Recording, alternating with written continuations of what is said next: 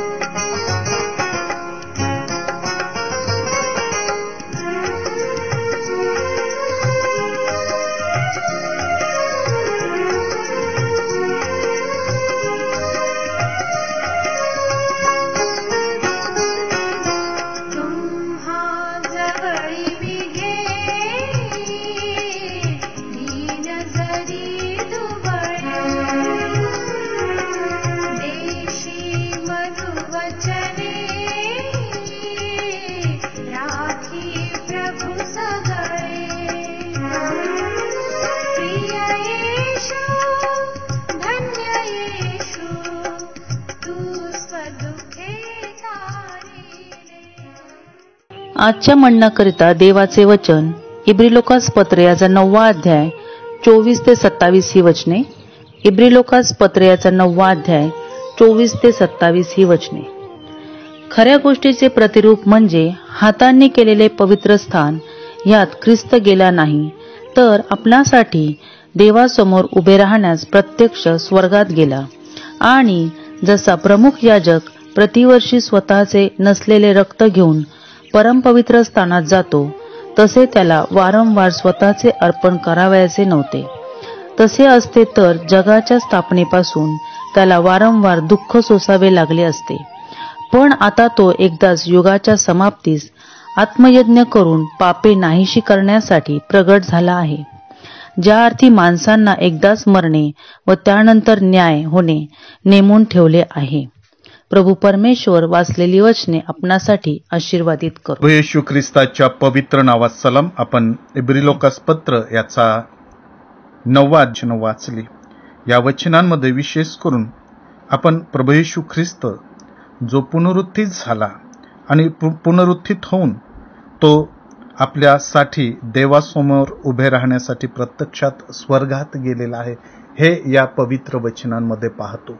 त्या हातांनी बनवलेल्या पवित्र स्थानामध्ये न जाता तो पित्यासमोर माझ्या आणि तुमच्यासाठी उभा राहण्यासाठी गेलेला आहे. कारण प्रभू येशू ख्रिस्ताने माझ्या आणि तुमच्यासाठी एकदाच ते रक्त वाहिलेलं आहे.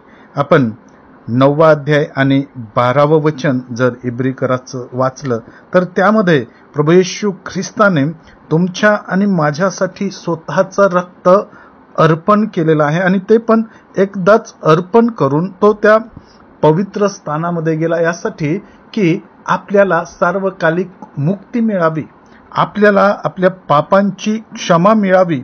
आणि या ठिकाणी 26व्या वचनामध्ये पौल म्हणतो की तो एकदाच युगाच्या समाप्तीस आत्मयज्ञ करून पापे नाहीशी करण्यासाठी प्रगट झालेला आहे. आणि होय माझ्या प्रियांनो, आपली पाप नाहीशी करण्यासाठी, आपल्या पापांची क्षमा करण्यासाठी तो प्रगट झाला. तो या जगामध्ये आला. त्याने संपूर्ण मानव जातीचं पाप स्वतःवर घेतलं. माझ्या आणि तुमच्यासाठी स्वतःचा यज्ञ त्याने त्या क्रूसावर केला. त्याने स्वतःचं निर्दोष निष्कलंक असं रक्त वाहिलं. आणि 27वं वचन सांगतं की ज्या अर्थी माणसांना एकदाच मरण व त्यानंतर न्याय होणे नेमून ठेवलेलं आहे. माझ्या प्रियांनो, मनुष्याला एकदाच मरण आहे, त्याच्यानंतर न्याय होणार आहे.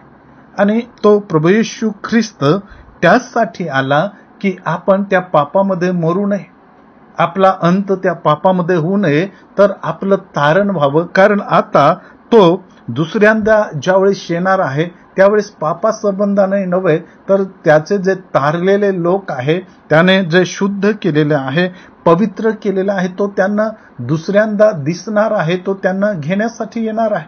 आणि म्हणून त्याने प्रथम स्वतःचा यज्ञ केला. त्याने स्वतःचं रक्त वाहिलं.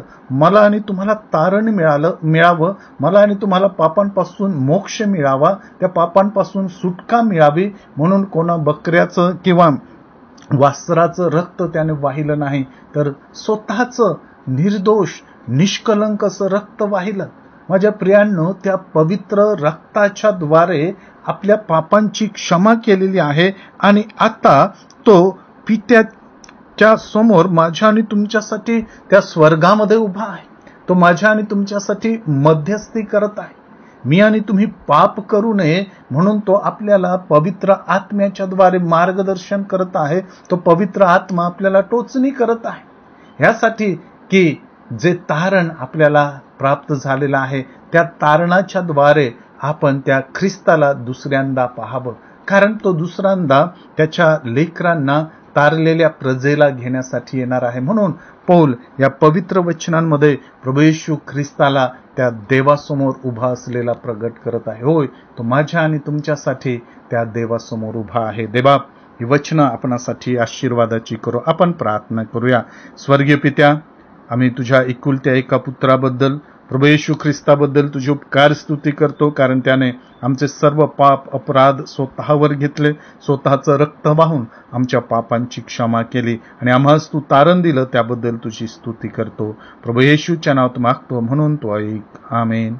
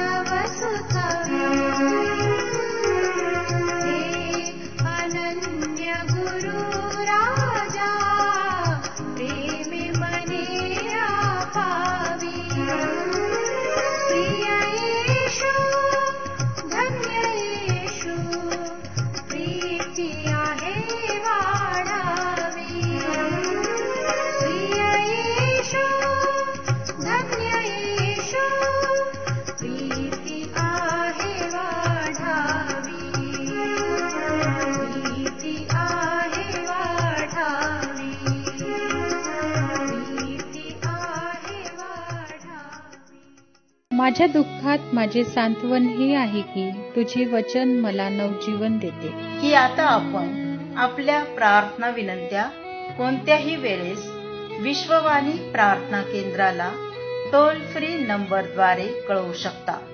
आमचा टोल फ्री नंबर 1-800-2700-333. आम्ही आपणासाठी या नंबरवर प्रार्थना करण्यास उपलब्ध आहोत. धन्यवाद.